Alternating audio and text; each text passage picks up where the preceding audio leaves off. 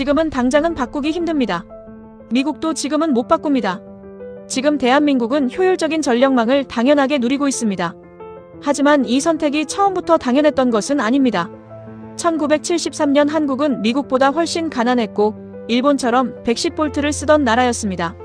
대부분의 국가는 여기서 멈춥니다. 이미 깔린 것을 굳이 바꾸지 않습니다. 비용이 크고 불편이 따르기 때문입니다. 하지만 1973년 한 분이 다른 질문을 던지셨습니다. 박정희 대통령이셨습니다. 지금의 비용이 아니라 50년 후 대한민국은 어떤 나라가 되어야 하는가?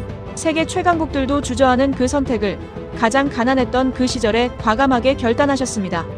지금 하지 않으면 영원히 못한다. 그 한마디가 대한민국의 미래를 바꿨습니다. 32년에 걸친 대장정, 11번의 정권 교체 속에서도 멈추지 않은 의지. 그 결과 오늘날 대한민국은 세계 최고 수준의 전력 인프라를 갖춘 나라가 됐습니다. 왜 어떤 나라는 계산만 하고 아직도 바꾸지 못했고 왜 대한민국은 끝내 해냈을까요? 이 이야기는 한 나라가 미래를 어떻게 대하는지에 대한 기록입니다. 대한민국 만세로 한국을 응원해주세요. 안녕하세요. 저는 에단 워커입니다. 61살이라는 나이가 무색할 정도로 저는 여전히 미국 에너지 정책의 최전선에서 일하고 있습니다. 전직 미 연방에너지정책위원회 인프라 전략 고문이었고 지금은 국제에너지정책포럼 선임 자문위원으로 활동하고 있죠. 30년 넘게 전력 인프라를 분석해온 사람으로서 저는 한 가지 확신이 있었습니다. 미국의 선택은 언제나 합리적이었다는 것이었죠. 2025년 2월 제네바 국제에너지정책포럼 회의장 안은 각국 전문가들로 가득했습니다. 대형 스크린에는 주요 국가별 전력 효율 지표가 떠올랐고 저는 습관처럼 미국 수치부터 확인했습니다. 괜찮은 수준이었어요. 유럽 국가들과 비슷한 범위 안에 있었으니까요. 그런데 한 가지 이상한 점이 눈에 들어왔습니다. 한국이었습니다. 전력 손실률이 유독 낮았어요. 송배전 효율은 다른 선진국들보다 확연히 높았고 가정용 전력 사용 패턴도 달랐습니다. 저는 처음엔 데이터 오류라고 생각했죠. 아시아 국가 중에서 이 정도 수치가 나온다는 게 쉽게 믿기지 않았거든요. 회의가 끝나고 복도로 나왔을 때 사라 밀러가 다가왔습니다. 저희 포럼의 수석 연구원이죠. 그녀는 태블릿을 들고 있었고 표정이 평소와 달랐습니다. 이 한국 데이터 확인해 보셨어요? 사라의 목소리에는 뭔가 묘한 긴장감이 섞여 있었습니다. 저는 고개를 끄덕였습니다. 오류 아닐까 싶은데요. 그게 아니에요. 제가 3년치 데이터를 교차 검증했는데 전부 일치합니다. 사라는 화면을 확대해서 보여줬습니다. 한국의 전력 인프라 효율 그래프였죠. 1990년대부터 2020년대까지 곡선은 거의 흔들림 없이 상승세를 유지하고 있었습니다. 경제 위기 시기에도 정권이 바뀌어도 그 기울기는 변하지 않았어요. 저는 잠시 말을 잃었습니다. 30년 넘게 이 분야에서 일했지만 이런 안정적인 패턴은 본 적이 없었거든요. 미국도 유럽도 일본도 정치적 변동이나 경제 상황에 따라 인프라 투자는 항상 들쭉날쭉했습니다. 그런데 한국은 달랐습니다. 뭔가 구조적인 차이가 있는 것 같은데요. 사라가 조용히 말했습니다. 저는 그 말에 동의할 수 없었습니다. 구조적 차이라니요. 미국이 세계 최고의 전력 시스템을 가지고 있다는 건 누구나 아는 사실 아닙니까? 우리는 언제나 합리적인 계산을 해왔고 최선의 선택을 내려왔습니다. 한국 같은 나라가 우리보다 나은 구조를 가질 리 없었죠. 하지만 그날 밤 호텔방으로 돌아온 저는 이상하게도 그 그래프가 머릿속에서 지워지지 않았습니다. 잠이 오지 않았어요. 계속해서 그 안정적인 곡선이 눈앞에 어른거렸죠.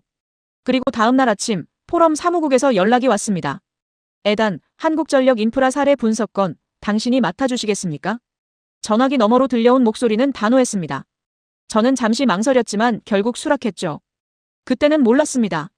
이 분석이 제 30년 커리어에서 가장 충격적인 발견으로 이어지리라는 걸. 분석은 생각보다 빨리 시작됐습니다. 포럼 사무국에서 한국전력공사 측에 자료 요청을 넣었고 사흘 만에 방대한 데이터가 도착했죠. 저는 워싱턴 사무실로 돌아와 본격적인 작업에 들어갔습니다. 책상 위에는 한국전력 인프라 관련 보고서가 쌓여갔습니다. 발전소 건설 이력, 송배 전망 구축 현황, 전압 표준화 과정까지. 모든 자료가 영어로 번역되어 있었지만 읽으면 읽을수록 이상한 느낌이 들었어요. 사라가 제 사무실 문을 두드렸습니다. 손에는 또 다른 파일을 들고 있었죠. 추가 자료 가져왔어요. 1970년대부터 2000년대까지 한국의 전압 전환 관련 문서입니다. 그녀가 책상에 파일을 내려놓으며 말했습니다. 전압 전환이요? 저는 고개를 갸우뚱했습니다. 대부분의 나라들은 초기에 전압 표준을 정하고 그대로 유지하는 게 보통이거든요. 전환한다는 건 엄청난 비용과 위험을 감수한다는 의미였죠. 네, 한국은 1973년부터 전국적으로 110볼트에서 220볼트로 바꿨대요. 32년에 걸쳐서요. 사라의 말에 저는 잠시 멈칫했습니다. 32년이요? 그건 단순한 인프라 교체가 아니었습니다. 세대를 넘나드는 국가 프로젝트였죠. 저는 파일을 펼쳐들었습니다. 첫 페이지에는 1973년이라는 숫자가 또렷했습니다. 그 시기 한국의 경제 상황 자료도 함께 있었어요. 1인당 국민소득이 400달러도 안 되던 때였습니다. 미국의 20분의 1도 안 되는 수준이었죠. 저는 천천히 고개를 저었습니다. 말이 안 됐거든요. 이게 맞나요? 이렇게 가난한 나라가 전국 전압 전환을 시작했다고요? 사라가 고개를 끄덕였습니다. 네, 그것도 당시로서는 가장 비싸고 위험한 선택을요. 저는 파일을 계속 넘겼습니다. 공사 진행 기록, 사고 보고서, 예산 집행 내역. 모든 게 빈틈없이 기록돼 있었습니다. 그리고 놀라운 건 정권이 바뀌어도 이 프로젝트는 멈추지 않았다는 거였어요. 민주화 운동, 경제 위기, 정치적 격변. 한국은 그 모든 혼란 속에서도 220볼트 전원을 계속 밀어붙였습니다. 저는 미국에서라면 상상도 할 수 없는 일이라고 생각했죠. 우리는 정권이 바뀔 때마다 인프라 정책도 바뀌었으니까요. 에단, 이상하지 않아요? 사라가 조용히 물었습니다. 뭐가요? 우리는 언제나 합리적인 계산을 한다고 하잖아요. 비용 대비 효과, 리스크 분석, 투자 회수 기간. 그런데 한국은 그런 계산으로는 절대 나올 수 없는 선택을 했어요. 그것도 가장 어려운 시기에. 저는 대답하지 못했습니다. 사라의 말이 마음 한구석을 건드렸거든요. 그리고 결과는 지금 우리가 보고 있는 그 그래프잖아요. 흔들림 없는 상승 곡선. 사라는 거기서 말을 멈췄습니다. 더 이상 설명하지 않아도 됐죠. 저는 알 수 있었어요. 그녀가 무슨 말을 하려는지. 하지만 저는 인정하고 싶지 않았습니다. 미국이 틀렸다는 걸, 우리의 합리적인 계산이 오히려 발목을 잡았을 수도 있다는 걸 좀 더 조사해봐야겠어요. 저는 그렇게 말하며 파일을 덮었습니다. 그런데 손이 미세하게 떨리고 있었습니다. 제 목소리도 평소보다 낮게 깔렸죠. 사라는 아무 말 없이 고개를 끄덕이고 나갔습니다. 저 혼자 남은 사무실은 유난히 조용했습니다. 창밖으로는 워싱턴의 불빛이 반짝이고 있었지만 제 머릿속은 온통 1973년 한국으로 가 있었습니다. 그리고 한 가지 질문이 떠올랐습니다. 대체 누가, 왜 그런 결정을 내렸을까? 그 질문에 대한 답을 찾기 위해 저는 며칠 동안 사무실에 틀어박혔습니다. 한국전력공사에서 보내온 자료 중에는 1973년 당시 결정 과정을 다룬 회의록 번역본이 있었습니다. 저는 그걸 처음부터 끝까지 읽어내려갔죠. 페이지를 넘길 때마다 이상한 감정이 밀려왔습니다. 회의록 속 한국 관료들은 모든 걸 알고 있었어요. 220볼트 전환이 얼마나 위험한지, 얼마나 많은 돈이 드는지, 중간에 실패하면 국가 경제가 어떻게 무너질 수 있는지. 그들은 하나하나 계산했습니다. 하지만 결론은 달랐어요. 지금 하지 않으면 영원히 못한다. 회의록 어딘가에 적힌 그 문장이 제 눈길을 사로잡았습니다. 저는 그 문장을 여러 번 되뇌었죠. 미국식 사고방식과는 완전히 달랐거든요. 우리라면 이렇게 말했을 겁니다. 지금은 시기상조다. 경제가 더 성장하고 나서 하자. 저는 의자에 깊이 몸을 기댔습니다. 문득 15년 전 일이 떠올랐어요. 2010년 저는 연방에너지정책위원회에서 미국 전역 220볼트 전환 가능성을 검토했었습니다. 당시 분석 결과는 명확했죠. 기술적으로는 가능하지만 경제적으로는 비효율적이다. 교체 비용만 3조 달러가 넘게 나왔고 예상 공사 기간은 최소 40년이었습니다. 회의실에서 누군가 물었습니다. 그럼 언제 하는 게 좋습니까? 그때 제 상사였던 존 헤이스가 대답했죠. 지금은 아니죠. 좀 더 효율적인 방법이 나올 때까지 기다리는 게 맞습니다. 그리고 그 보고서는 서랍 속으로 들어갔습니다. 영원히요. 저는 쓴웃음을 지었습니다. 15년이 지난 지금도 미국은 여전히 110볼트를 쓰고 있었거든요. 더 효율적인 방법은 나오지 않았고 우리는 여전히 기다리고 있었죠. 반면 한국은 1973년에 시작해서 2005년에 끝냈습니다. 우리가 계산하는 동안 그들은 실행했던 거예요. 아침이 되자 사라에게서 전화가 왔습니다. 에단, 괜찮으세요? 목소리가 이상한데요. 저는 잠시 망설였습니다. 솔직하게 말해야 할까요? 제가 지금 혼란스럽다고 30년 동안 믿어왔던 게 흔들리고 있다고. 괜찮습니다. 아니, 괜찮아질 것 같습니다. 거짓말이었습니다. 목소리가 조금 흔들렸지만 사라는 더 묻지 않았죠. 금요일 보고 회의 준비는 어떻게 되고 있어요? 저는 책상 위의 자료들을 바라봤습니다. 한국전력 인프라 데이터, 1973년 회의록, 32년간의 공사 기록. 모든 증거가 한 가지를 가리키고 있었어요. 한국의 선택이 옳았다는 것을. 하지만 그걸 보고서에 쓸 수 있을까요? 에너지부 고위 관료들 앞에서 미국이 틀렸다고 말할 수 있을까요? 우리가 30년 넘게 합리적이라고 믿었던 선택이 사실은 회피였다고 인정할 수 있을까요? 에단, 사라의 목소리가 전화기 너머로 들려왔습니다. 아, 네. 준비는 거의 다 됐어요. 데이터 정리만 좀 더 하면 될 것 같습니다. 또 거짓말이었습니다. 데이터는 이미 완벽하게 정리돼 있었어요. 문제는 제가 그걸 어떻게 해석할 것인가였죠. 그럼 내일 오전에 사무실에서 봐요. 같이 최종 검토 한번 하죠. 사라가 말했습니다. 저는 알겠다고 대답하고 전화를 끊었습니다. 저는 다시 한국 자료를 펼쳤습니다. 특히 1973년 회의록으로 돌아갔죠. 그 문장을 다시 읽었어요. 지금 하지 않으면 영원히 못한다. 누가 이 말을 했을까요? 어떤 사람이 이렇게 확신할 수 있었을까요? 그것도 국가 경제가 바닥인 상황에서. 저는 문득 2010년 회의실 장면을 떠올렸습니다. 존 헤이스가 했던 말이 귓가에 맴돌았어요. 좀 더 효율적인 방법이 나올 때까지 기다리는 게 맞습니다. 기다리자. 그게 우리의 답이었습니다. 언제나 그랬죠. 하지만 한국은 기다리지 않았습니다.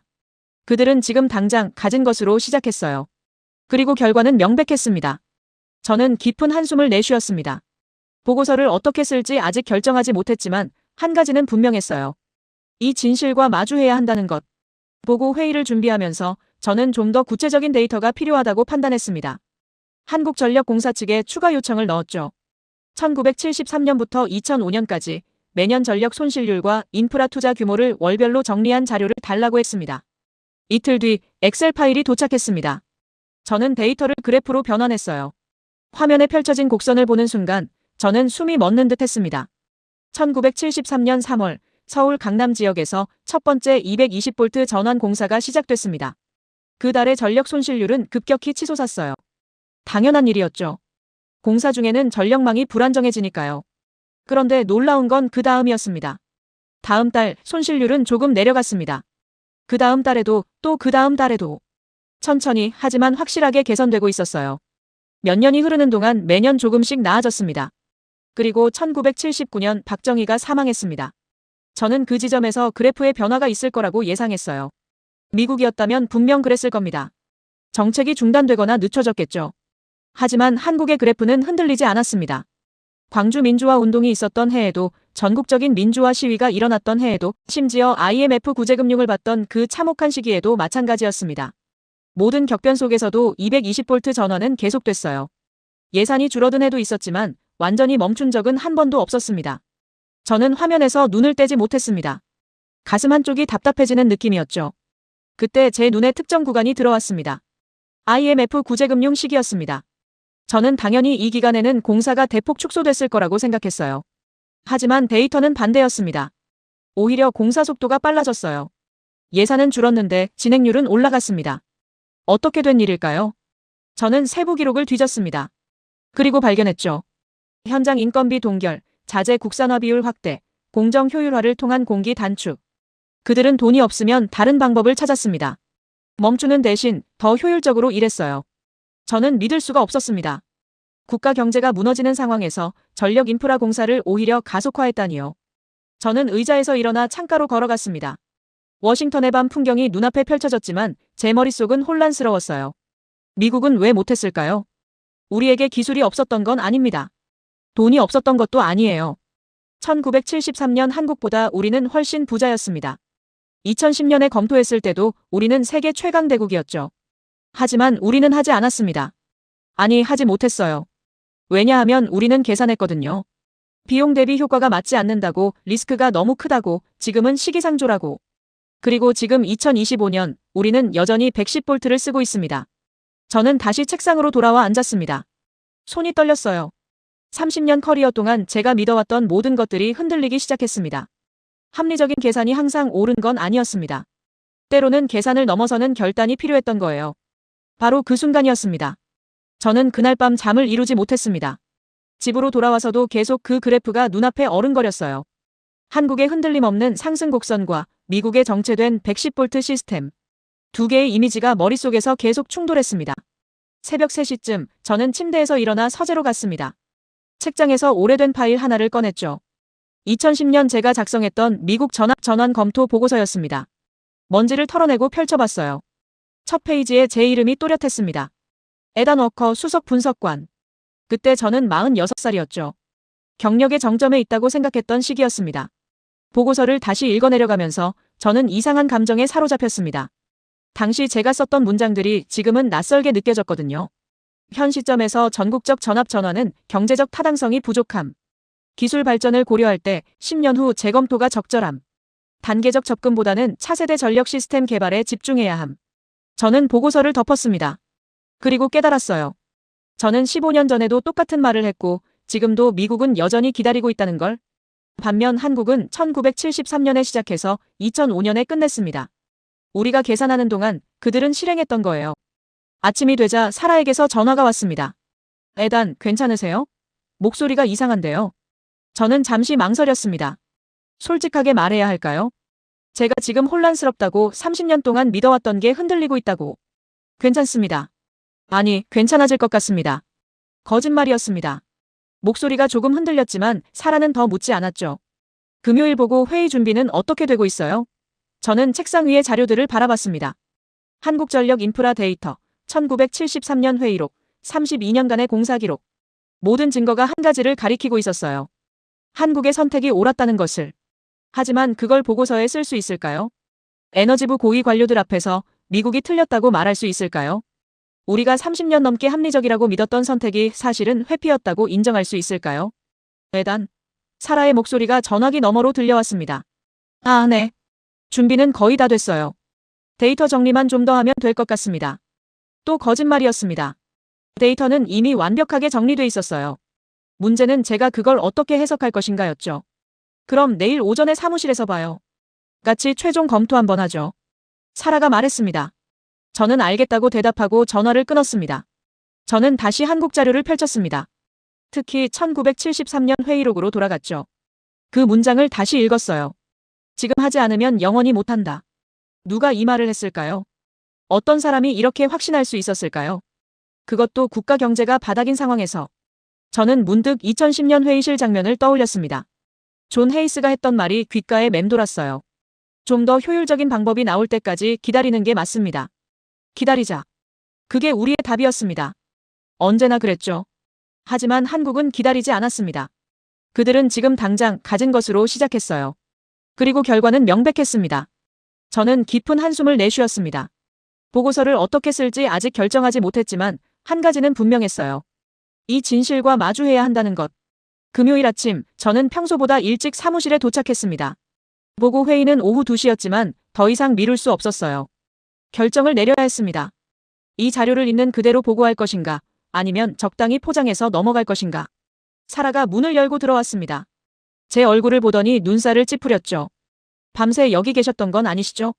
그녀의 목소리에는 걱정이 묻어났습니다. 저는 고개를 저으며 그저 아침 일찍 출근한 것뿐이라고 대답했지만 사실은 거짓말이었습니다. 새벽 5시부터 여기 앉아 있었거든요. 잠을 자려고 집에 갔다가도 계속 그 그래프가 떠올라서 결국 다시 사무실로 돌아왔습니다. 사라는 제 책상 위를 천천히 훑어봤습니다. 프레젠테이션 파일이 화면에 떠 있었어요. 한국전력 인프라 분석 결과 슬라이드는 45장이었습니다. 그래프와 표 그리고 1973년부터 2005년까지의 공사 기록이 빼곡하게 정리돼 있었죠. 다 만드셨네요. 그녀가 말했습니다. 하지만 저는 바로 대답하지 못했어요. 만들긴 했습니다. 데이터도 완벽하게 정리했고 분석도 빈틈없이 했습니다. 하지만 이걸 그대로 발표할 자신이 없었거든요. 30년 커리어에서 가장 불편한 진실을 담은 보고서였으니까요. 사라가 조심스럽게 물었습니다. 결론 부분은 어떻게 정리하셨습니까? 저는 마우스를 움직여 마지막 슬라이드를 클릭했습니다. 화면에 문장 하나가 떠올랐죠. 한국의 전력 인프라 우위는 1973년 전략적 결정에서 비롯되었으며 32년간 일관된 실행이 현재 경쟁력을 만들었다. 사라는 그 문장을 오래 바라봤습니다. 입술을 살짝 깨물고 화면과 저를 번갈아 보더니 천천히 입을 열었어요. 이건 사실이잖아요, 에단. 데이터가 말하고 있는 게 바로 이거예요. 숫자는 거짓말을 하지 않습니다. 그녀의 말투에는 어떤 단호함이 섞여 있었습니다. 저도 알고 있었죠. 이게 사실이라는 걸. 그래프는 명확했고 공사 기록은 빈틈이 없었으며 결과는 눈앞에 있었습니다. 하지만 그게 바로 문제였어요. 사실이라는 걸 알면서도 그걸 입 밖으로 내는 게 두려웠던 겁니다. 사실이라고 해서 말하기 쉬운 건 아니었거든요. 특히 그 사실이 제가 30년 동안 믿어왔던 모든 것을 제가 함께 일했던 사람들과 함께 내렸던 결론들을 정면으로 부정할 때는요. 존 헤이스 국장님도 오늘 회의에 참석하신다고 들었습니다. 사라가 조용히 말했습니다. 그녀의 목소리는 평소보다 한층 낮았어요. 제 눈을 똑바로 바라보고 있었죠. 저는 천천히 고개를 끄덕였습니다. 물론 알고 있었어요. 2010년 보고서에서 저와 함께 미국 전압 전환을 시기상조라고 결론 내렸던 바로 그 사람. 당시 저희는 확신에 차 있었죠. 우리의 계산이 합리적이라고, 기다리는 게 현명한 선택이라고 믿었습니다. 그리고 지금 그는 에너지부 고위정책 담당자가 됐습니다. 오늘 그가 제 발표를 듣게 될 겁니다. 우리가 함께 내렸던 그 결론이 사실은 회피였다는 이야기를요. 에단, 진실을 말하는 게 당신이 해야 할 일 아닙니까? 사라의 말이 가슴에 박혔습니다. 맞는 말이었어요. 저는 분석가였습니다. 진실을 찾고 그걸 보고하는 게 제 역할이었죠. 정치적으로 편한 결론을 만드는 게 아니라요. 하지만 진실이 불편할 때는 어떻게 해야 하는 걸까요? 진실이 제 커리어 전체를 뒤흔들고 제가 존경하는 동료들을 난처하게 만들 때는요. 저는 의자에 깊이 앉았습니다. 사라는 아무 말 없이 제 옆에 서 있었어요. 그녀의 침묵이 오히려 더 무겁게 느껴졌습니다. 한 가지만 여쭤봐도 되겠습니까? 제가 물었습니다. 사라가 고개를 끄덕였죠. 만약 당신이 저 자리에 있다면 이 자료를 그대로 보고하시겠습니까? 15년 전 자신이 내렸던 결론이 틀렸다고, 그것도 동료들 앞에서 인정하시겠습니까? 사라는 잠시 생각하는 듯 했습니다. 창밖을 바라보다가 다시 저를 보며 천천히 입을 열었어요. 저라면 한 가지를 더 추가하겠습니다. 왜 우리는 하지 못했는지 말입니다. 한국이 잘했다는 것만 보고하면 그건 그냥 남의 성공을 부러워하는 거예요. 하지만 우리가 왜 같은 선택을 하지 못했는지까지 분석하면 그건 배우는 겁니다. 실수를 인정하고 교훈을 얻는 거죠. 저는 그녀의 말을 곱씹었습니다. 천천히 고개가 끄덕여졌어요. 사라의 말이 옳았습니다. 단순히 한국의 성공을 나열하는 게 아니라 미국이 왜 그 선택을 하지 못했는지까지 분석해야 했습니다. 그게 진짜 분석가가 해야 할 일이었죠. 그래서 저는 결정했습니다. 이 보고서에 한 장을 더 추가하기로요. 미국이 2010년에, 2015년에, 2020년에 왜 전압 전환을 하지 못했는지, 우리의 합리적인 계산이 어떻게 영구적인 회피가 됐는지, 그 진실까지 담기로 했습니다. 사라가 희미하게 미소 지었습니다. 그게 맞는 것 같네요. 저는 새 슬라이드를 열었습니다. 손가락이 키보드 위에서 잠시 머뭇거렸죠. 심호흡을 한 번 하고 타이핑을 시작했습니다. 미국의 선택 계산과 회피 사이 제목을 쓰고 나니 이상하게도 마음이 조금 가벼워졌습니다. 30년 커리어에서 가장 불편한 진실을 쓰고 있는데도요. 바로 그때였습니다. 제 사무실 전화기에 불이 들어왔습니다. 사라가 수화기를 들었어요. 잠시 통화하더니 저를 향해 고개를 돌렸습니다. 에단, 한국전력공사에서 걸려온 겁니다. 추가 자료 관련해서 직접 통화하고 싶다고 하네요. 저는 약간 의아했습니다. 이미 필요한 자료는 다 받았거든요. 하지만 수화기를 받았죠. 안녕하십니까, 에단 워커입니다. 전화기 너머로 낯선 남자 목소리가 들려왔습니다. 한국어 억양이 섞인 영어였어요. 워커 박사님, 저는 한국전력 국제협력팀 김민준입니다. 박사님께서 요청하신 자료를 정리하던 중에 흥미로운 사실을 발견했습니다. 그가 말했습니다. 목소리에는 뭔가 조심스러움이 묻어 있었어요. 무엇을 발견하셨습니까? 저희가 보내드린 1973년 회의록 기억하시죠? 그 당시 현장 책임자 중 한 분이 아직 생존해 계십니다. 이정만이라는 분인데 당시 배선공 반장으로 서울 강남 지역 첫 번째 전환 공사를 직접 지휘하셨던 분입니다. 저는 순간 숨이 멎는 듯 했습니다. 살아있는 증인이라니요. 1973년 그 현장에 있었던 사람이라니요. 지금 어디 계십니까? 서울에 계십니다. 올해 74이신데 정신은 아주 또렷하십니다.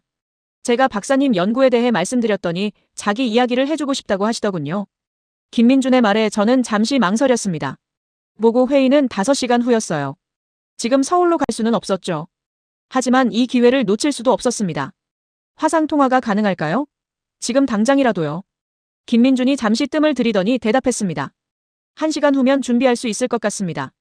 이정만 선생님 댁에 제가 직접 가겠습니다. 저는 감사하다고 말하고 전화를 끊었습니다. 사라가 제 얼굴을 바라보고 있었어요. 무슨 일입니까? 1973년 현장에 있었던 사람을 찾았습니다.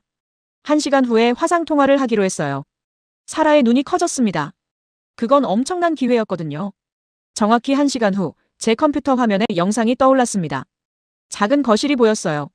낡은 소파 위에 한 노인이 앉아 있었습니다. 머리는 희끗했지만 눈빛만큼은 또렷했죠. 그 옆에 김민준으로 보이는 젊은 남자가 서 있었습니다. 안녕하십니까, 이정만 선생님. 저는 미국에서 에너지 정책을 연구하는 에단 워커라고 합니다. 저는 최대한 정중하게 인사했습니다. 노인이 천천히 고개를 끄덕였어요. 김 팀장한테 들었습니다. 우리가 1973년에 뭘 했는지 궁금하다고요. 그의 한국어를 김민준이 통역해줬습니다. 목소리는 거칠었지만 힘이 있었어요. 네, 선생님께서 직접 현장에 계셨다고 들었습니다. 그때 이야기를 들려주실 수 있으신지요? 이정만은 잠시 먼 곳을 바라보는 듯 했습니다. 그리고 입을 열었어요. 처음엔 미쳤다고 생각했습니다. 이미 깔린 전선을 다 뜯어내고 새로 깐다고요? 돈도 없는 나라가 무슨 배짱으로 그런 일을 벌이나 싶었죠. 우리 반원들도 다들 불평했습니다. 왜 멀쩡한 걸 바꾸냐고요? 통역을 들으며 저는 화면 속 노인의 표정을 주시했습니다. 그의 눈가에는 주름이 깊게 패여 있었지만 말할 때는 마치 그 시절로 돌아간 듯 했어요. 하지만 위에서는 계속 밀어붙였습니다. 대통령 지시사항이라고, 국가 미래가 걸린 일이라고. 우리는 그냥 시키는 대로 했습니다. 매일 아침 6시에 현장 나가서 밤 10시까지 일했어요. 사고도 많이 났습니다. 감전사고로 동료 둘을 잃었죠. 이정만의 목소리가 잠시 떨렸습니다. 저는 가슴이 먹먹해졌어요. 그래도 멈추지 않으셨습니까? 노인이 쓴웃음을 지었습니다. 멈출 수가 없었습니다. 한번 시작한 건 끝을 봐야 한다고, 반만하면 더 위험하다고 그렇게 계속 들었거든요. 그래서 우리는 버텼습니다. 바로 그 순간이었습니다. 이정만은 계속해서 말을 이어갔습니다. 1973년 3월 첫 공사가 시작됐을 때 저는 38살이었습니다. 배선공으로 15년 경력이었지만 이런 규모는 처음이었어요. 강남 일대 전체를 바꾼다는 거였죠. 당시만 해도 강남은 논밭이 대부분이었는데 정부는 거기에 새 도시를 만든다고 했습니다. 통역을 듣는 동안 저는 화면 속 노인의 손을 봤습니다. 굳은 살이 박힌 손이었어요. 50년 넘게 전선을 만져온 손이었죠. 처음 일주일은 정말 지옥이었습니다. 기존 전선을 제거하면서 정전사고가 계속 났어요. 주민들이 찾아와서 욕을 했죠. 장사 못한다고, 애들 공부 못한다고. 저희도 미안했지만 할 수 있는 게 없었습니다. 빨리 끝내는 수밖에요. 이정만의 목소리에는 당시의 절박함이 묻어났습니다. 저는 노트에 메모를 하면서 물었습니다. 공사를 중단하자는 이야기는 없었습니까? 주민 반발이 심했다면요? 노인이 고개를 저었습니다. 있었죠, 물론. 현장 소장이 위에다 보고했습니다. 이러다 큰 사고 난다고, 주민들 반발이 너무 심하다고. 그런데 답이 뭐여진지 아십니까? 저는 고개를 가로저었습니다. 속도를 더 올려라. 그게 답이었습니다. 천천히 하니까 불만이 쌓인다는 거예요. 빨리 끝내면 피해 기간도 줄어든다고요. 그래서 우리는 인원을 2배로 늘렸습니다. 아침반, 저녁반 나눠서 24시간 돌아가며 일했어요. 저는 숨을 죽이고 들었습니다. 미국이었다면 절대 불가능한 일이었거든요. 주민 반발이 심하면 공사를 늦추거나 중단하는 게 보통입니다. 하지만 한국은 오히려 속도를 올렸던 겁니다. 사고는 더 늘지 않았습니까? 물론 늘었죠. 피곤한 상태에서 일하니까 실수도 많아졌습니다. 근데 이상한 일이 벌어졌어요. 한 달쯤 지나니까 우리가 익숙해진 겁니다. 처음엔 하루에 5채 바꾸는 게 고작이었는데 2달째엔 10채씩 했어요. 속도가 2배로 늘었죠. 이정만의 얼굴에 희미한 미소가 떠올랐습니다. 자부심 같은 게 섞인 표정이었어요. 저는 화면을 응시하며 물었습니다. 그럼 주민들 반응은 어떻게 바뀌었습니까? 처음엔 욕하던 사람들이 나중엔 고맙다고 했습니다. 전기요금이 줄어든 거예요. 220V가 110V보다 효율이 좋으니까요. 같은 전력을 쓰는데도 요금이 30% 정도 줄었습니다. 그게 소문이 나니까 아직 안 바뀐 동네 사람들이 언제 우리 동네 하냐고 독촉하기 시작했어요. 저는 펜을 내려놓았습니다. 이건 단순한 인프라 공사가 아니었어요. 국민 전체의 인식을 바꾼 프로젝트였던 겁니다. 사라가 제 옆에서 조용히 말했습니다. 저한테만 들리게요. 이건 보고서에 꼭 넣어야 합니다. 저도 알고 있었습니다. 하지만 한 가지 더 궁금한 게 있었어요. 선생님, 정권이 바뀌었을 때는 어땠습니까? 1979년에요. 이정만의 표정이 어두워졌습니다. 그 해는 혼란스러웠죠. 대통령이 돌아가시고 나라가 뒤집혔습니다. 저희도 공사가 중단될 줄 알았어요. 실제로 3달 정도 예산이 끊겼습니다. 그럼 어떻게 하셨습니까? 우리끼리 계속했습니다. 월급은 안 나왔지만 현장엔 나갔어요. 멈추면 지금까지 한 게 다 물거품이 된다고 생각했거든요. 그렇게 3달을 버텼더니 새 정부에서 예산을 다시 내려보냈습니다. 밀린 월급도 받았고요. 저는 말문이 막혔습니다. 월급도 없이 3달을 버텼다니요. 그것도 국가가 혼란에 빠진 상황에서요. 왜 그렇게까지 하셨습니까? 노인이 한참을 생각하더니 대답했습니다. 글쎄요. 그냥 해야 할 것 같았습니다. 우리가 안 하면 누가 하겠습니까? 이미 시작한 일인데 반만 하고 그만두는 건 더 나쁘잖아요. 그 말을 들으며 저는 깨달았습니다. 이게 바로 한국과 미국의 차이였구나 하고요. 미국은 계산했습니다. 비용 대비 효과, 리스크 분석, 정치적 타당성. 모든 걸 따졌죠. 하지만 한국은 달랐어요. 일단 시작하면 끝을 봤습니다. 계산보다 실행이 먼저였던 겁니다. 화면 속 이정만이 말을 이었습니다. 2005년에 마지막 지역 전환이 끝났을 때 저는 이미 은퇴한 뒤였습니다. 뉴스에서 그 소식을 보는데 눈물이 나더군요. 화상 통화가 끝난 뒤 저는 한참 동안 화면을 바라보고 있었습니다. 사라가 조용히 물었습니다. 괜찮으십니까? 저는 고개를 끄덕였지만 사실 괜찮지 않았어요. 이정만의 마지막 말이 계속 귓가에 맴돌았거든요. 32년 걸린 일을 끝까지 해냈다는 그 뿌듯함과 자부심이 담긴 목소리가요. 저는 의자를 돌려 창밖을 바라봤습니다. 워싱턴 거리에는 전신주가 즐비하게 서 있었어요. 110V 전선이 그 위를 지나가고 있었습니다. 1950년대에 설치된 그대로요. 75년 동안 변하지 않은 풍경이었습니다. 에단, 보고서 수정하셔야 하지 않습니까? 회의까지 2시간 남았어요. 사라의 말에 저는 정신을 차렸습니다. 그녀 말이 맞았어요. 이정만의 증언을 보고서에 넣어야 했습니다. 하지만 어떻게 넣어야 할까요? 숫자와 그래프만으로는 담을 수 없는 이야기였거든요. 저는 프레젠테이션 파일을 열었습니다. 슬라이드 중간에 3장을 추가했어요. 제목을 입력했죠. 현장의 목소리 1973년 배선공 반장 이정만의 증언 그리고 타이핑을 시작했습니다. 이정만이 했던 말들을, 그가 겪었던 일들을 정리했어요. 주민들의 반발, 사고로 잃은 동료들, 월급 없이 버틴 석 달, 그리고 마침내 2005년 완공 소식을 들었을 때의 눈물까지. 글을 쓰면서 저는 계속 멈췄습니다. 손가락이 키보드 위에서 떨렸어요. 이 이야기를 쓴다는 건 미국이 하지 못한 일을 한국이 해냈다는 걸 인정하는 거였거든요. 우리가 75년 동안 바꾸지 못한 걸 한국은 32년 만에 완성했다는 걸요. 1시간 뒤 보고서는 완성됐습니다. 슬라이드는 50장으로 늘어났어요. 데이터, 분석, 그리고 이정만의 증언. 모든 게 하나의 결론을 가리키고 있었습니다. 국가 경쟁력은 계산이 아니라 실행에서 나온다. 사라가 제 어깨 너머로 화면을 봤습니다. 그녀가 천천히 말했습니다. 이거 발표하시면 에너지부가 발칵 뒤집힐 겁니다. 특히 헤이스 국장님이요. 저도 알고 있었습니다. 존 헤이스는 제 멘토였어요. 15년 전 함께 보고서를 썼던 사람이고 제가 연방에너지정책위원회에 들어갈 수 있도록 도와줬던 사람이었죠. 그런 그 앞에서 우리가 틀렸다고 말해야 했습니다. 하지만 이제 돌이킬 수 없었어요. 저는 파일을 저장하고 USB에 복사했습니다. 손이 떨렸지만 마음은 이상하게 확고했어요. 이정만의 얼굴이 계속 떠올랐거든요. 월급도 없이 석 달을 버텼던 그 사람의 눈빛이요. 회의 시간 다가왔습니다.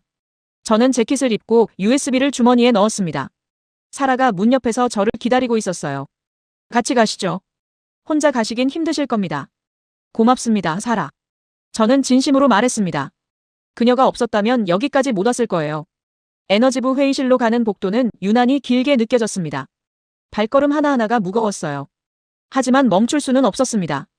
회의실 문 앞에 도착했습니다. 유리창 너머로 안이 보였어요. 긴 타원형 테이블에 12명 정도가 앉아 있었습니다. 그중 한 명이 존 헤이스였죠. 회색 양복을 입고 서류를 넘기고 있었습니다. 저는 심호흡을 했습니다. 손잡이를 잡았어요. 바로 그 순간 제 머릿속에 이정만의 말이 떠올랐습니다. 이미 시작한 일인데 반만 하고 그만두는 건 더 나쁘잖아요. 저는 문을 열었습니다. 회의실 안의 모든 시선이 저를 향했습니다. 존 헤이스도 고개를 들어 저를 봤어요. 그가 희미하게 미소 지었습니다. 에단, 기다리고 있었네. 자, 우리에게 한국전력 인프라에 대해 뭘 발견했는지 들려주게. 저는 테이블 앞으로 걸어갔습니다. USB를 꺼내 노트북에 꽂았어요. 프레젠테이션이 스크린에 떴습니다. 첫 슬라이드 제목이 모두에게 보였죠. 한국은 왜 220V를 쓰는가? 1973년 결정과 미국이 하지 못한 선택. 회의실 분위기가 미묘하게 변했습니다. 누군가 작은 기침 소리를 냈어요. 존 헤이스의 미소가 사라졌습니다. 하지만 저는 시작했습니다. 발표를 시작하고 10분쯤 지났을 때 회의실 분위기는 확연히 달라져 있었습니다. 저는 한국의 전력 효율 데이터를 보여주고 있었어요. 1990년대부터 2020년대까지의 그래프가 스크린에 떠 있었죠. 흔들림 없는 상승 곡선이었습니다. 보시다시피 한국의 송배전 손실률은 지난 30년간 지속적으로 감소했습니다. 정권이 바뀌어도 경제 위기가 와도 이 추세는 변하지 않았어요. 저는 설명을 이어갔습니다. 하지만 테이블 건너편에서 누군가 팔짱을 꼈어요. 에너지부 정책국장 로버트 밀러였습니다. 그의 표정이 굳어 있었죠. 워커 박사, 잠깐만요. 그가 끼어들었습니다. 목소리가 차가웠어요. 한국의 데이터가 우수하다는 건 알겠습니다. 하지만 그게 우리와 무슨 상관입니까? 우리는 이미 안정적인 전력 시스템을 가지고 있지 않습니까? 저는 잠시 멈췄습니다. 예상했던 반응이었어요. 하지만 여기서 물러설 순 없었습니다. 그게 바로 제가 다음에 말씀드리려던 부분입니다. 저는 다음 슬라이드로 넘어갔습니다. 미국과 한국의 전력 효율 비교 그래프였어요. 두 선이 1990년대엔 비슷한 위치에서 시작했지만 2020년대에는 확연한 격차를 보였습니다. 1990년 당시 미국과 한국의 전력 인프라 효율은 거의 동등했습니다. 하지만 35년이 지난 지금 한국은 우리보다 22% 앞서 있습니다. 숫자가 스크린에 크게 떴습니다. 22%. 회의실이 조용해졌어요. 존 헤이스가 앞으로 몸을 기울였습니다. 그의 눈빛이 날카로워졌죠. 에단, 그 차이가 어디서 비롯됐다고 보나? 저는 그를 똑바로 바라봤습니다. 이 순간이 올 거라는 걸 알고 있었어요. 1973년입니다. 한국이 전국적으로 110V에서 220V로 전환하기로 결정한 그 해부터입니다. 다음 슬라이드가 떴습니다. 1973년 회의록 사진이었어요. 한글로 된 문서였지만 영어 번역이 옆에 붙어 있었습니다. 지금 하지 않으면 영원히 못한다. 저는 그 문장을 읽었습니다. 제 목소리가 회의실에 울렸어요. 당시 한국의 1인당 국민소득은 $400도 안 됐습니다. 미국의 20분의 1 수준이었죠. 하지만 그들은 가장 비싸고 위험한 선택을 했습니다. 전국의 모든 전압을 바꾸기로 한 겁니다. 로버트 밀러가 다시 끼어들었습니다. 그건 무모한 결정 아닙니까? 경제 규모를 고려하면요. 저는 고개를 저었습니다. 무모해 보였지만 전략적이었습니다. 그들은 계산했어요. 지금 바꾸지 않으면 나중에는 더 바꾸기 어렵다는 걸요. 인프라가 쌓이고 기득권이 생기고 교체 비용이 기하급수적으로 늘어나니까요. 저는 다음 슬라이드로 넘어갔습니다. 공사 진행 기록이었어요. 32년 동안 11번의 정권 교체가 있었습니다. 민주화 운동, 경제 위기, 정치적 격변. 그 모든 혼란 속에서도 이 프로젝트는 멈추지 않았습니다. 존 헤이스가 팔짱을 꼈습니다. 그의 턱이 굳어 있었어요. 그럼 자네 말은 우리도 그렇게 했어야 한다는 건가? 저는 잠시 망설였습니다. 이 질문이 핵심이었거든요. 하지만 돌아갈 수 없었습니다. 우리는 기회가 있었습니다. 2010년에요. 저는 새 슬라이드를 띄웠습니다. 2010년 미국 전압전환 검토 보고서 표지가 나타났어요. 제 이름과 존 헤이스의 이름이 나란히 적혀 있었습니다. 회의실 분위기가 얼어붙었습니다. 당시 우리는 기술적으로 가능하다고 결론 내렸습니다. 하지만 경제적으로 비효율적이라고 판단했죠. 그래서 보류했습니다. 저는 존 헤이스를 봤습니다. 그의 얼굴이 굳어 있었어요. 그럼 자네 말은 우리도 그렇게 했어야 한다는 건가? 저는 잠시 망설였습니다. 이 질문이 핵심이었거든요. 하지만 돌아갈 수 없었습니다. 우리는 기회가 있었습니다. 2010년에요. 저는 새 슬라이드를 띄웠습니다. 2010년 미국 전압전환 검토 보고서 표지가 나타났어요. 제 이름과 존 헤이스의 이름이 나란히 적혀 있었습니다. 회의실 분위기가 얼어붙었습니다. 당시 우리는 기술적으로 가능하다고 결론 내렸습니다. 하지만 경제적으로 비효율적이라고 판단했죠. 그래서 보류했습니다. 저는 존 헤이스를 봤습니다. 그의 얼굴이 굳어 있었어요. 그리고 2015년, 2020년에도 같은 결론을 내렸습니다. 항상 시기상조라고 했죠. 좀 더 효율적인 방법이 나올 때까지 기다리자고요. 로버트 밀러가 테이블을 쳤습니다. 그건 합리적인 판단이었습니다. 납세자 돈을 함부로 쓸 순 없지 않습니까? 저는 그를 바라봤습니다. 목소리를 낮췄어요. 합리적이었습니다. 하지만 결과는 어떻습니까? 15년이 지났지만 우리는 여전히 110V를 씁니다. 더 효율적인 방법은 나오지 않았어요. 우리는 그저 기다렸을 뿐입니다. 저는 마지막 슬라이드로 넘어갔습니다. 이정만의 사진이 떴어요. 노인이 카메라를 보며 희미하게 미소 짓고 있었습니다. 오늘 아침 저는 1973년 현장에 있었던 배선공 반장과 통화했습니다. 그분은 이렇게 말했어요. 저는 이정만의 말을 천천히 읽었습니다. 이미 시작한 일인데 반만하고 그만두는 건 더 나쁘잖아요. 회의실이 조용해졌습니다. 한국은 시작했고 끝까지 해냈습니다. 우리는 계산만 하고 시작조차 하지 않았습니다. 그게 지금 22% 격차를 만들었습니다. 존 헤이스가 자리에서 일어났습니다. 잠깐. 존 헤이스의 목소리가 회의실을 가득 채웠습니다. 그는 천천히 서서 저를 똑바로 바라봤어요. 30년 동안 함께 일했던 그 사람의 눈빛이 지금은 낯설게 느껴졌습니다. 에단, 자네가 지금 무슨 말을 하고 있는지 알고 있나? 그의 말투는 침착했지만 그 안에는 분노가 깔려 있었어요. 저도 알고 있었습니다. 제가 지금 그의 커리어를, 우리가 함께 내렸던 결정들을 정면으로 부정하고 있다는 걸요. 국장님, 저는 단지 데이터가 보여주는 사실을 말씀드리는 겁니다. 사실? 자네가 말하는 사실이란 게 우리가 15년 동안 틀렸다는 건가? 미국 에너지 정책이 잘못됐다는 건가? 헤이스가 한 걸음 앞으로 나왔습니다. 테이블 건너편 사람들이 우리를 번갈아 봤어요. 긴장감이 회의실을 짓눌렀습니다. 저는 잠시 말을 멈췄습니다. 손이 떨렸지만 시선은 헤이스에게서 떼지 않았어요. 틀렸다는 게 아닙니다. 다만 우리가 선택하지 않았다는 겁니다. 계산은 했지만 실행은 하지 않았다는 거죠. 계산 없이 실행하는 건 무모함이야. 우리는 납세자에게 책임이 있네. 3조 달러를 그냥 쏟아부을 순 없어. 헤이스의 목소리가 커졌습니다. 저는 그가 화를 내는 걸 거의 본 적이 없었어요. 하지만 지금은 달랐습니다. 한국도 돈이 없었습니다. 미국보다 훨씬 가난했죠. 하지만 그들은 했습니다.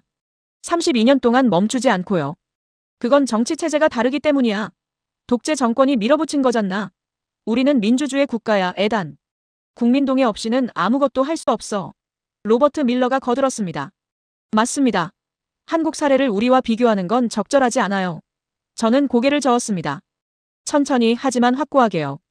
1979년 박정희가 사망한 뒤에도 공사는 계속됐습니다. 민주화 이후에도 정권이 10번 넘게 바뀌었는데도 멈추지 않았어요. 이건 독재의 문제가 아닙니다. 국가 전략의 문제입니다. 그럼 자네는 뭘 하자는 건가? 지금이라도 전국을 뒤엎고 220볼트로 바꾸자는 건가? 헤이스가 비웃듯이 물었습니다. 저는 대답하지 못했습니다. 솔직히 저도 정확한 답을 모르겠거든요. 지금 미국이 전압전환을 시작한다 해도 한국을 따라잡는데 몇십 년이 걸릴 겁니다. 아니, 어쩌면 영영 못 따라잡을지도 모르죠. 대답 못하겠지. 왜냐하면 현실적으로 불가능하니까. 자네가 발표한 건 그저 남의 떡이 커 보인다는 얘기일 뿐이야. 헤이스의 말에 회의실 여기저기서 고개를 끄덕이는 사람들이 보였습니다. 저는 고립되고 있었어요. 사라가 제 옆에서 조용히 말했습니다. 에단, 괜찮으세요? 저는 고개를 끄덕였지만 사실 괜찮지 않았습니다. 가슴이 답답했어요. 제가 준비한 모든 데이터, 이정만의 증언, 32년의 기록. 그 모든 게 이 회의실에서는 아무 의미가 없어 보였습니다. 국장님. 저는 마지막으로 입을 열었습니다. 목소리가 떨렸지만 계속 말했어요. 제가 말하고 싶은 건 우리가 틀렸다는 게 아닙니다. 우리가 기회를 놓쳤다는 겁니다. 2010년에, 2015년에, 2020년에. 매번 계산만 하고 결정을 미뤘어요.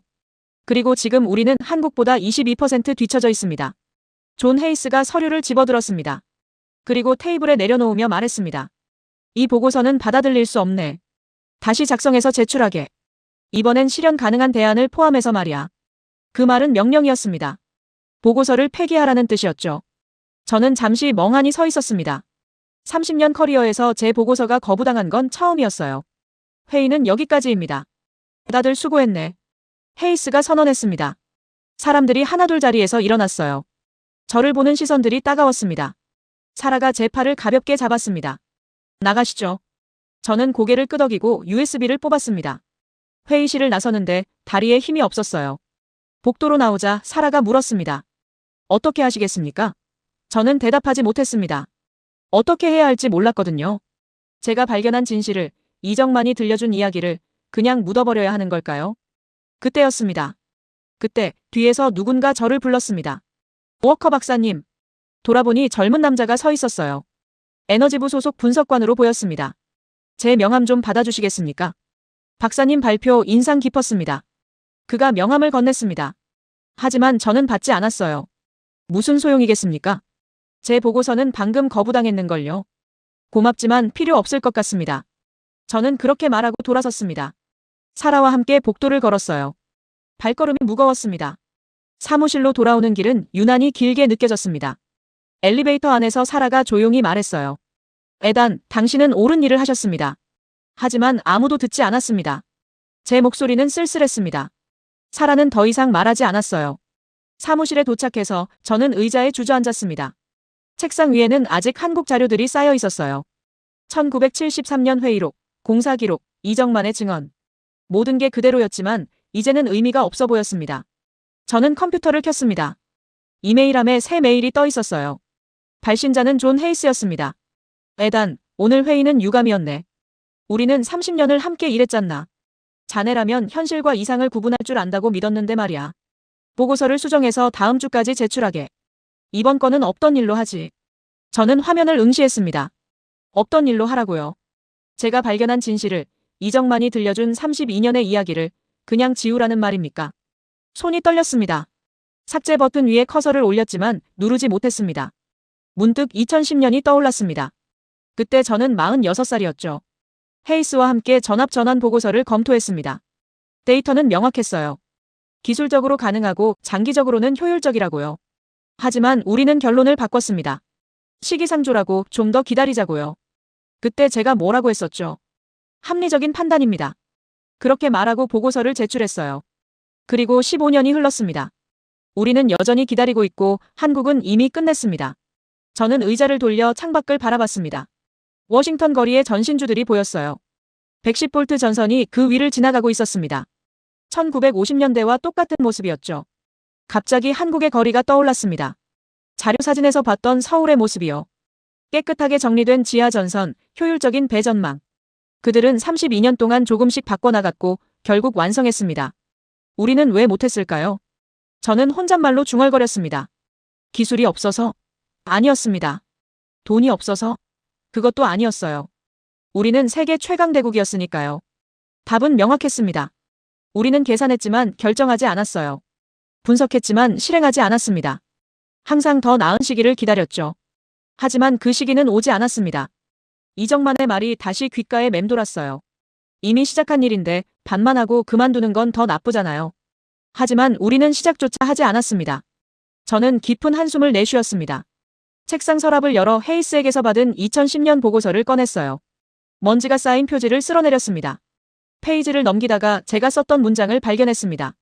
현 시점에서 전국적 전압 전환은 경제적 타당성이 부족함. 그 아래 헤이스의 서명이 있었어요. 그리고 제 서명도요. 저는 그 서명을 오래 바라봤습니다. 15년 전 제가 했던 선택이었죠. 합리적이라고 믿었던 그 선택이 결국 우리를 여기까지 데려왔습니다. 이제 어떻게 해야 할까요? 헤이스의 말대로 보고서를 수정해야 할까요? 제가 발견한 진실을 묻어버려야 할까요? 아니면 저는 USB를 꺼내 손에 쥐었습니다. 이 안에 모든 게 들어있었어요. 데이터, 분석, 이정만의 증언. 진실이요. 사무실은 점점 어두워졌습니다. 해가 지고 있었어요. 하지만 저는 불을 켜지 않았습니다. 어둠 속에 그대로 앉아 있었죠. 그리고 생각했습니다. 얼마나 어둠 속에 앉아 있었는지 모르겠습니다. 문득 제 휴대전화가 울렸습니다. 화면을 보니 낯선 번호였어요. 한국국제전화였습니다. 받았습니다. 워커 박사님, 저 김민준입니다. 한국전력 국제협력팀에서요. 그의 목소리가 들렸습니다. 약간 흥분한 것 같았어요. 오늘 아침 화상통화 이후에 이정만 선생님께서 박사님께 꼭 전하고 싶은 말씀이 있다고 하셔서요. 지금 통화 가능하십니까? 저는 잠시 망설였습니다. 하지만 거절할 이유가 없었어요. 가능합니다. 잠시만 기다려 주십시오. 전화기 너머로 잡음이 들렸습니다. 그리고 이정만의 목소리가 들려왔어요. 김민준이 통역해줬습니다. 박사님, 오늘 통화 후에 계속 생각해봤습니다. 제가 한 가지 빼먹은 이야기가 있어요. 노인의 목소리는 오전보다 더 또렷했습니다. 1979년 대통령이 돌아가셨을 때 저희는 정말 끝이라고 생각했습니다. 나라가 혼란스러웠고 예산도 끊겼고 아무도 전력 인프라 같은 걸 신경 쓰지 않았거든요. 그때 저희 현장 소장이 배선공 반장들을 다 모아놓고 물었습니다. 우리 어떻게 할까요? 월급도 안 나오는데 계속할 건가요? 그때 누군가 말했어요. 지금 멈추면 지난 6년이 다 허사가 된다고요. 그 말에 다들 고개를 끄덕였습니다. 그래서 우리는 계속했습니다. 월급 없이 석 달을요. 이정만이 잠시 말을 멈췄습니다. 숨을 고르는 소리가 들렸어요. 박사님, 그때 우리가 왜 그랬는지 아십니까? 박정희 대통령 때문이 아니었습니다. 나라를 위해서도 아니었어요. 그냥 우리가 시작한 일이었으니까요. 우리 손으로 깐 전선이었고 우리가 땀 흘려서 만든 것들이었습니다. 그걸 반만 하고 놔두는 건 우리 자신을 배신하는 것 같았어요. 저는 숨이 멎는 듯 했습니다. 박사님도 뭔가 시작하셨던 거 아닙니까? 오늘 발표 말입니다. 그게 받아들여지지 않았다고 해서 그냥 포기하시면 안 됩니다. 시작한 일은 끝을 봐야 해요. 이정만의 말이 가슴 깊이 박혔습니다. 저는 한참 동안 말을 하지 못했어요. 박사님, 괜찮으십니까? 김민준이 걱정스럽게 물었습니다. 괜찮습니다. 아니, 괜찮아질 것 같습니다. 저는 그렇게 대답했습니다. 목소리가 조금 떨렸지만 이상하게 마음은 확고해지고 있었어요. 이정만 선생님께 감사하다고 전해주십시오. 큰 힘이 됐다고요. 통화를 끊고 저는 잠시 그대로 서 있었습니다. 어두운 사무실 안에서 휴대전화 화면만이 희미하게 빛나고 있었어요. 그리고 저는 깨달았습니다. 제가 오늘 한 발표는 단순히 한국전력 인프라를 분석하는 게 아니었어요. 제가 15년 동안 회피했던 진실과 마주하는 일이었습니다. 이정만의 말이 맞았습니다. 시작한 일은 끝을 봐야 했어요. 저는 사무실 불을 켰습니다. 갑자기 환해진 공간이 낯설게 느껴졌지만 두렵지는 않았어요. 책상으로 돌아가 컴퓨터 앞에 앉았습니다. 헤이스의 이메일이 아직 화면에 떠 있었어요. 이번 건은 없던 일로 하지. 저는 답장 버튼을 눌렀습니다. 그리고 타이핑을 시작했습니다. 국장님, 죄송하지만 보고서를 수정할 수 없습니다. 제가 발견한 사실들은 모두 데이터에 기반한 것이고 이정만 선생님의 증언은 역사적 기록입니다. 이걸 없던 일로 할 수는 없습니다. 국장님께서 이 보고서를 받아들이지 않으신다면 저는 다른 방법을 찾겠습니다. 손가락이 떨렸지만 멈추지 않았습니다. 문장을 다 쓰고 저는 잠시 화면을 바라봤어요. 이 이메일을 보내는 순간 제 커리어는 끝날지도 모릅니다. 헤이스와의 30년 관계도 깨질 수 있어요. 하지만 그래도 괜찮았습니다. 왜냐하면 저는 이제 알았거든요. 진짜 실패는 진실을 외면하는 거라는 걸요. 저는 전송 버튼을 눌렀습니다. 이메일이 발송됐습니다. 돌이킬 수 없었어요. 그리고 저는 새 파일을 열었습니다. 제목을 입력했죠. 1973년 한국의 선택과 2025년 미국의 선택 다시 국가 경쟁력을 가르는 실행의 힘. 이건 에너지부를 위한 보고서가 아니었습니다. 학술지 논문이었어요. 공개적으로 발표할 수 있는 형식이었죠. 바로 그때 사무실 문이 열렸습니다. 사라였습니다. 그녀는 제 표정을 보더니 조용히 문을 닫고 들어왔습니다. 손에 서류 몇 장을 들고 있었어요. 방금 헤이스 국장님한테서 이메일 받으셨죠? 저는 고개를 끄덕였습니다. 화면에는 제가 방금 보낸 답장이 떠 있었어요. 사라가 제 옆에 섰습니다. 그녀는 화면을 읽고 천천히 숨을 내쉬었어요. 이제 정말 돌이킬 수 없겠네요. 돌이키고 싶지 않습니다. 저는 확실하게 말했습니다. 사라가 제 어깨에 손을 올렸어요. 그럼 이제 어떻게 하실 겁니까? 학술지에 논문을 투고하려고 합니다. 국제에너지정책연구회지요. 거기라면 정치적 압력 없이 발표할 수 있을 겁니다. 사라가 들고 온 서류를 책상 위에 내려놓았습니다. 국제에너지정책연구회지 투고 양식이었습니다. 이미 준비해 오셨군요. 당신이 포기하지 않을 거라는 걸 알았어요. 사라가 희미하게 미소 지었습니다. 저도 따라 웃었어요. 이상하게 마음이 가벼웠습니다. 그날 밤 저는 사무실에 남아 논문을 작성했습니다. 데이터 분석, 역사적 맥락, 이정만의 증언, 그리고 미국이 왜 같은 선택을 하지 못했는지에 대한 고찰까지 정리했죠. 새벽 4시쯤 논문이 완성됐습니다. 제목을 다시 한번 확인했어요. 국가 인프라 전환의 정치경제학 한국 220V 전환 사례와 미국의 정책 실패. 강한 제목이었지만 정확했습니다. 투고 시스템에 업로드하고 버튼을 클릭했습니다. 다음 날 아침 출근하자마자 인사팀에서 연락이 왔습니다. 헤이스 국장이 저를 부른다고 했어요. 국장실로 가니 헤이스가 창가에 서 있었습니다. 앉게. 자네 어젯밤에 학술지에 논문 투고했다더군. 에너지부가 작은 세계야. 다들 알고 있네. 에단, 정말 이 길로 가려는 건가? 저는 그를 똑바로 바라봤습니다. 30년을 함께 일한 사람이었지만 물러설 수 없었어요. 국장님, 저는 분석가입니다. 진실을 찾고 세상에 알리는 게 제 일이에요. 그 일이 경력의 걸림돌이 된다면 기꺼이 포기하겠습니다. 헤이스의 턱이 굳어졌습니다. 자네는 변했어, 에단. 아니요, 국장님. 저는 원래 이런 사람이었습니다. 다만 그동안 잊고 있었을 뿐이에요. 헤이스는 한참 저를 바라보더니 사표 양식을 건넸습니다. 이걸 쓰고 나가게. 해고보단 사직이 나을 테니까. 저는 서류를 받았습니다. 손이 떨리지 않았어요. 고맙습니다, 국장님. 많이 배웠습니다. 문을 향해 걸어가는데 헤이스가 물었습니다. 자네 논문이 게재되면 업계가 발칵 뒤집힐 걸세. 준비는 돼 있나? 준비됐습니다. 사무실로 돌아와 사표를 작성했습니다. 사라가 제 맞은편에 앉았어요. 후회하지 않느냐는 물음에 단 1초도 후회하지 않는다고 대답하며 서명했습니다. 석 달 후 국제에너지정책연구회지에서 게재 승인 연락이 왔습니다. 논문이 발표되자 업계가 뒤집혔고 언론과 대학에서 강연 요청이 쏟아졌어요. 그리고 한 달 뒤 MIT 에너지연구소에서 객원 교수직 제안이 왔습니다. 국가 인프라 정책 연구를 이끌어달라는 제안이었죠. 저는 수락했습니다. 그리고 지금 저는 여기 있습니다.